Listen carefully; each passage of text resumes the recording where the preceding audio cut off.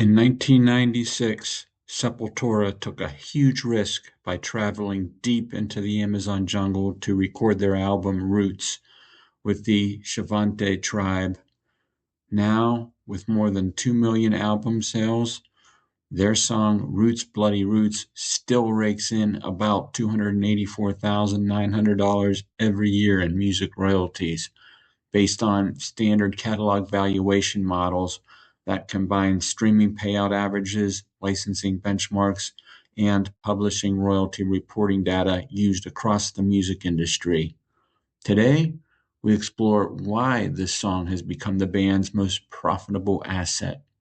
The first music royalty stream we'll look at is publishing, which is the songwriting side of the record. Frontman and band co-founder Max Cavalera wrote the lyrics to the song, while the entire band is credited for writing the music. As you can see from the table I created, publishing royalties are made up of three parts: mechanical, radio performance, and other. Let's take a look at each one more closely. First up are mechanical royalties. This is industry jargon for physical sales like vinyl records and compact discs, as well as digital downloads and streaming equivalent reproductions. They're calculated using the U.S. statutory mechanical royalty rate set by the Copyright Royalty Board. Based on catalog consumption patterns for classic metal songs, Roots Bloody Roots is estimated to generate about 2.2 million equivalent units per year, which results in roughly $20,000 in annual mechanical income. Radio performance royalties are derived from airplay tracking systems used by performance rights organizations like ASCAP and BMI, which collect data from AM/FM radio, satellite radio, and licensed digital broadcasts. Based on typical legacy heavy metal rotation behavior, the song is estimated to receive about 1,800 spins per year, generating around $21,600 annually. Other publishing income comes from catalog administration fees, lyric licensing, and metadata usage payments, which are modeled from standard publishing back-end agreements used across legacy music catalogs. That adds about $12,000 annually. In total, publishing generates about $53,600 per year, with approximately $21,000 being deposited into Sepultura's bank account. The second music revenue stream is what the industry refers to as synchronization, neighboring rights, and public performance royalties. Let's take a look at this table I put together. Sync licensing revenue is based on music supervisor rate sheets used in film, television, video game, and sports media placements, where catalog metal tracks typically license between $15,000 and $50,000 per placement, depending on usage scope. The estimate of 2 placements per year reflects observed usage patterns in sports highlights, gaming soundtracks, and promotional media. I estimate the song receives about $40,000 a year in sync revenue, of which Sepultura takes home half. Neighboring rights are music royalties for the song's non-U.S. international radio play and are calculated using International Collection Society payout data. It can be estimated that the song generates about $6,000 per year from this source, and Sepultura takes home about $3,500 of that. Public performance royalties are distributed through performance rights organizations such as ASCAP and BMI, which license music to venues such as gyms, stadiums, bars, and retail spaces. Then they distribute the revenue based on statistical usage reports and sampling systems.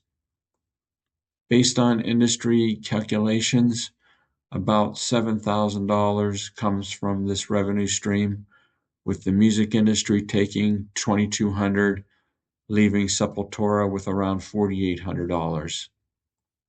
After adding it all up, other royalties generate about $53,000 per year, with Sepultura receiving a little more than half of that, or approximately $28,300. The third reason why Sepultura's song Roots Bloody Roots still makes over $250,000 every year in music royalties is due to music streaming. This is by far the biggest part of the band's music royalty income. Every time someone plays the Sepultura song Roots Bloody Roots on music platforms, a royalty payment, albeit small, gets generated. So essentially, music streaming is a volume business. The song Roots Bloody Roots generates about 58 million total streams per year across all platforms combined, based on catalog level performance tracking from music analytics platforms like Chartmetric and Viberate. Spotify revenue is calculated using industry standard per stream payout ranges reported in Spotify financial disclosures and independent royalty tracking studies.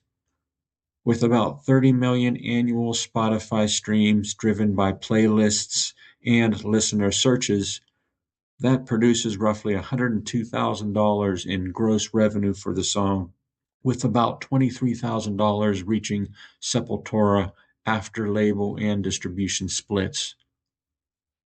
YouTube revenue is estimated using Content ID monetization benchmarks reported by creator economy analytics firms, where rates depend on ad geography and engagement.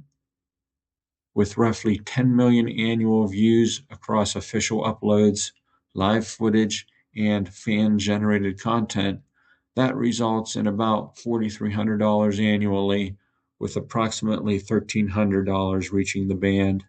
Other subscription services like Apple Music, Amazon Music, Deezer, and Tidal use a pooled revenue model where payouts are derived from total subscriber revenue distributed across total stream share. Based on industry averages reported by music business analysts, this places per stream value around 0.4 of a penny. At 18 million streams per year, that produces roughly $72,000 annually, with about $19,000 getting deposited directly into Sepultura's bank account. When you add it all up, streaming alone generates about $178,300 per year, with approximately $43,300 reaching the band. So after all is said and done, Roots Bloody Roots generates about $284,900 every single year, or $781 a day, across all music royalty segments. And after the industry gets their cut, you can see from this table I put together that Sepultura gets about $92,600. But here's the question. Do you think this is fair that the band only receives about a third of the total payout for a song that they wrote and recorded? I'd really like to know your thoughts in the comment section down below.